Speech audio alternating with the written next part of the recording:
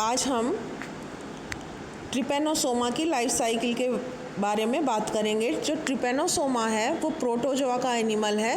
Trypanosoma की life cycle 2 host में complete होती है। इसे डाइजेनेटिक कहा जाता है। डाइजेनेटिक मीन्स 2 होस्ट में लाइफ साइकिल का कंप्लीट होना। इसके लाइफ साइकिल का फर्स्ट जो भाग है वो मैन या पालतू पशु जैसे गाय, भैंस, घोड़ा, बिल्ली आदि में कंप्लीट होता है। सेकंड भाग सेट्सी फ्लाई, ग्लोसिना, पैलपेलिस और या खटमल के शरीर में पूरा होता है। अगर हम इसकी स्ट्रक्चर के बारे में बात करें तो ट्रिपेनोसोमा यूनिसेल्यूलर माइक्रोस्कोपिक एनिमल है।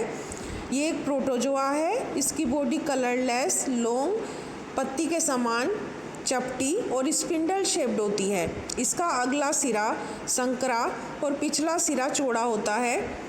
मोटी और मजबूत पेलिकल इसकी बॉडी को ढकती है। पेलिकल के नीचे कुछ माइक्रोट्यूब्यूल्स पाए जाते हैं जो जंतु की या एनिमल की लंबाई में फैले रहते हैं। बॉडी के मिडिल में एक बड़ा गोल न्यूक्लियस होता है। न्यूक्लियस के पिछले सिरे के पास एक लॉन्ग रोड शेप्ड एक स्ट्रक्चर होती है जिसे पैराबेसल बॉडी कहा जाता है। पैराबेसल बॉडी के सामने एक छोटा सा ग्रैन्यूल होता है जिसे ब्लीफेरोप्लास्ट कहा जाता है और ये दोनों स्ट्रक्चर एक पतले धागे के समान राइजोप्लास्ट नामक एक धागे से जुड़ी रहती हैं और ब्लीफेरोप्लास्ट से एक मजबूत और लॉन्ग फ्लैजिलम निकलता है जो बॉडी की लगभग पूरी लंबाई के साथ होता है और अगले सिरे तक पहुंचता है। इसके बाद पॉलीमॉर्फिज्म देखते हैं ट्रिपेनोसोमा के अंदर। तो ट्रिपेनोसोमा एक पॉलीमॉर्फिज्म एनिमल है। लाइफ साइकिल की जो डिफरेंट स्टेज हैं इसका आकार और शेप या स्ट्रक्चर इसकी डिफरेंट होती है। अगर हम ट्रिपेनोसोमा की लाइफ साइकिल में इनकी स्टेज देखें तो वो 4 टाइप्स होती हैं। पहली है लेप्टोमोनाड। तो लेप्टोमोनाड जो स्टेज है उसमें बॉडी लॉन्ग होती है, आगे से चौड़ी होती है और काइनेटोप्लास्ट और फ्लैजेलम न्यूक्लियस के आगे और अगले सिरे के पास पाए जाते हैं। सेकंड स्टेज इसकी क्रिथिडियल है। इस स्टेज में काइनेटोप्लास्ट और फ्लैजेलम का जो सिरा है वो बॉडी के लगभग मिडिल में लेकिन न्यूक्लियस के आगे स्थित होता है। थर्ड वाली स्टेज इसकी ट्रिपेनोसोमा है। इस स्टेज में क्या है, जो काइनेटोप्लास्ट और फ्लैजेलम है उसका सिरा बॉडी के पिछले सिरे में स्थित होता है। फोर्थ इसकी लीशमानिया स्टेज है। इसमें इसका जो बॉडी होती है वो गोलाकार होती है।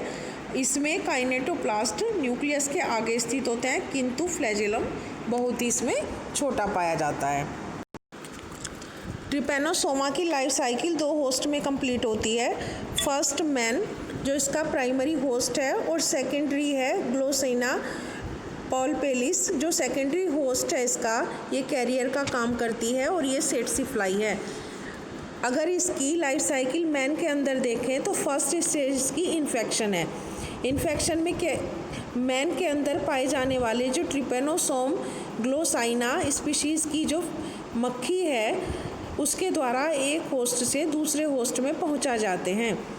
जो इन्फेक्टेड सेट्सी फ्लाई है उसकी स्लाइवरी ग्लैंड में ट्रिपेनोसोम मेटासाइक्लिक स्टेज में रहते हैं। ये इसकी इन्फेक्टेड स्टेज है। मक्खी के ब्लड चूसने पर या सक करने पर मेटासाइक्लिक ट्रिपेनोसोम मैन के ब्लड में आ जाते हैं। इसके बाद इसकी मल्टीप्लिकेशन फेज़ है। तो मैन के ब्लड में पहुंचकर मेटासाइक्लिक ट्रिपेनोसोम लॉन्ग हो जाते हैं, सिलेंडर हो जाते हैं और ये फ्लैजेला की सहायता से बॉडी प्लाज्मा में तैरने लगते हैं और यहाँ ये लॉन्गिट्यूडनल बाइनरी फिशन द्वारा मल्टीप्लिकेशन करते हैं। थर्ड इसकी मेटामॉर्फोसिस है। जब पैरासाइट होस्ट से ग्लूकोज एब्जॉर्ब नहीं कर पाते तो उनका मल्टीप्लिकेशन रुक जाता है और वे छोटे और मोटे हो जाते हैं और इनमें फ्लैजेला फ्री सिरा नहीं पाया जाता। तो इस स्टेज में ट्रिपेनोसोम अधिक समय तक मैन के ब्लड में जीवित नहीं रह सकते। तो इसमें ये समझने वाली बात है कि जब ग्लूकोज एब्जॉर्ब नहीं होगा तो उसमें मल्टीप्लिकेशन रुक जाएगा और ट्रिपेनोसोम समाप्त हो जाएंगे। सेकंड लाइफ साइकिल इसकी सेट्सी फ्लाई, तो इसमें सबसे पहला है सेट्सी फ्लाई का इन्फेक्शन।